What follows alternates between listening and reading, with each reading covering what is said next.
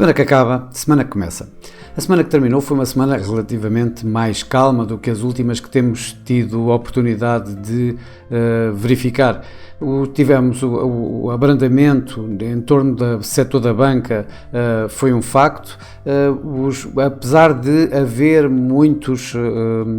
banqueiros centrais a intervir, grande parte deles a continuar a manter a dialética em torno de mais subidas de taxa de juros, nomeadamente no Banco Central Europeu, de facto as coisas durante esta semana ganharam algum afastamento da aversão ao risco que nós tínhamos vindo a ter e a confiança foi o tema dominante dos mercados. A ver isso, temos o VIX, por exemplo, que caiu fortemente dos últimos máximos que estavam a atingir já deste ano, os máximos deste ano. A contribuir para isso também tivemos uma semana bastante calma em termos e bastante ligeira de dados económicos, em que praticamente o que nós tivemos foram dados de inflação de alguma forma já esperados e que saíram em linha com o que estava a ser esperado. Portanto, muito antes dos dados da Europa, da zona do euro, já tínhamos tido a oportunidade de ver dados na Alemanha,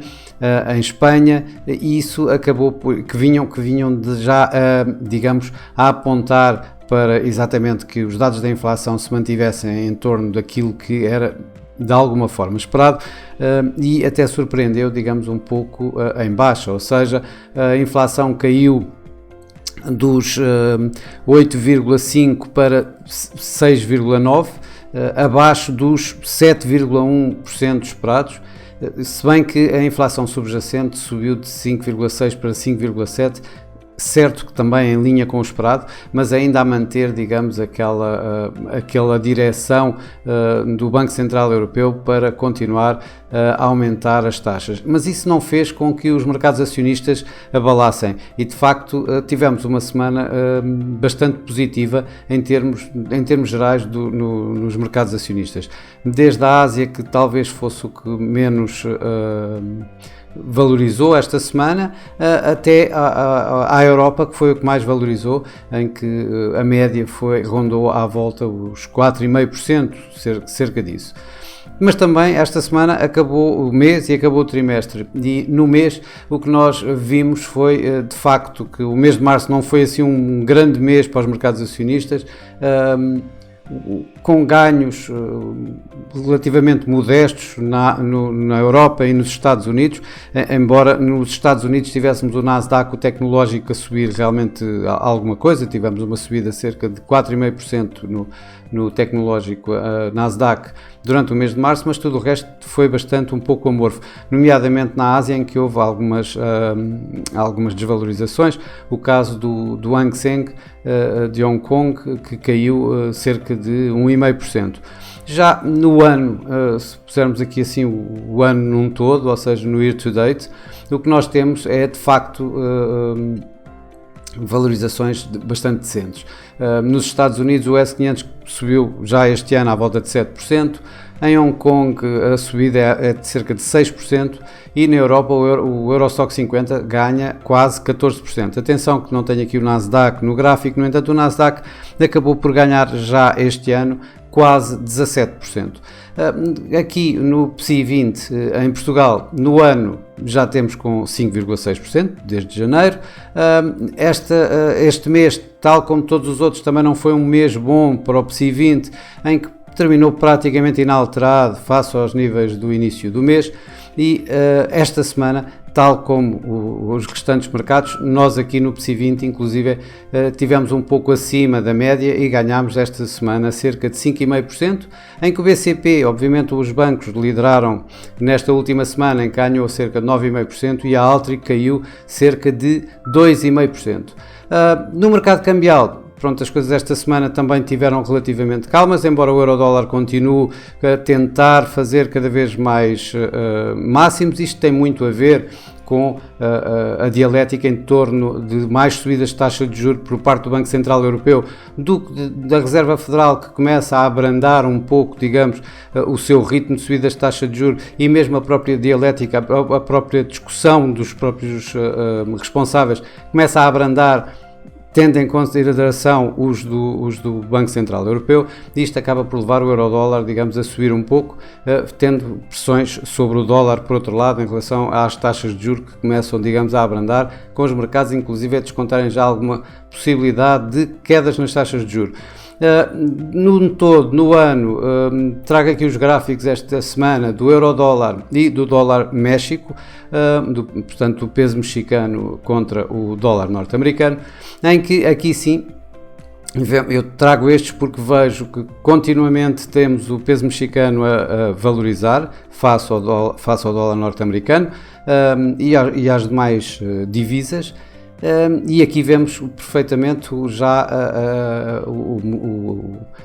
a queda, digamos, do par dólar-México, ou seja, os ganhos do México bastante relevantes, enquanto, por outro lado, vemos o euro-dólar que continua a subir desde o início do ano até agora, e encontramos-nos uma vez mais em torno, ou muito perto dos máximos que tivemos aqui há um mês atrás, um mês e pouco, quando ele chegou a 1,10, e agora nós estamos aqui bastante perto desse mesmo 1,10 no euro-dólar. Relativamente às commodities, tanto o ouro como o petróleo, que é o que eu tenho trazido aqui ultimamente, trago aqui também a referência, digamos, do ano, o que é que o ouro e o que é que o petróleo estiveram a fazer durante este ano, e o que nós vemos é uma valorização do ouro quase em 9%, muito, digamos, impulsionado pela discussão em termos de uma inflação a continuar a subir e algum arrefecimento nas taxas de juros agora e as expectativas, o que está a levar aqui a alguma impulsão no próprio ouro. Por outro lado, o petróleo teve desde o princípio do ano uma queda de 7%, e isto porque ultimamente tem vindo a recuperar, nomeadamente na semana passada, nesta semana que terminou agora, em que ganhou nesta semana cerca de 6%. Os mercados do petróleo ganharam cerca de 6%. A semana que vem vai ser uma semana bastante mais, também ligeira, curta. Estamos na semana de Páscoa, os mercados europeus na quinta-feira à tarde já não estão a funcionar, sexta-feira estarão parados, inclusive na segunda-feira da outra semana seguinte ao domingo de Páscoa também estarão encerrados. Isso faz com que haja aqui assim alguma falta de liquidez, aqui algum abrandamento dos volumes transacionados, é o que se espera para esta semana, em que obviamente os pontos quentes vão continuar a ser, o ponto quente vai continuar a ser principalmente os non-farm payrolls, ou seja, o relatório do mercado de trabalho norte-americano. Obviamente que tem bastante importância, sempre teve, ainda por cima com o Fed a marcar, digamos, os non-farm payrolls como um dos dados a observar bem para continuar com a sua política de subida de taxa de juros. Isso obviamente vai trazer a atenção, principalmente quando pouco mais há em termos de dados económicos e de eventos agendados durante esta semana. É esperado que o relatório mostra uma subida em cerca de 240, 230 mil novos postos de trabalho, isto depois dos 311 mil que tivemos da semana passada. Obviamente também ainda nos Estados Unidos vamos nesta semana, como é hábito, toda uma série de indicadores, desde de indicadores de procura de novos funcionários, ou seja, o recrutamento, desde o relatório privado do mercado de trabalho. Tudo isso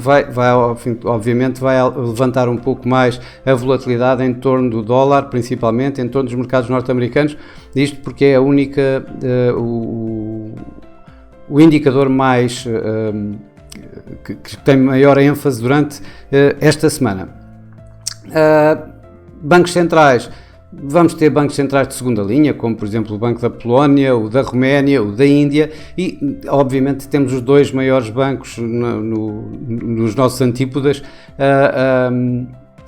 a reunir e a decidir sobre taxas de juros. É o Reserve Bank of Australia e o Reserve Bank of New Zealand, portanto na Nova Zelândia e na Austrália. Na Austrália provavelmente poderá manter as taxas de juros como estão,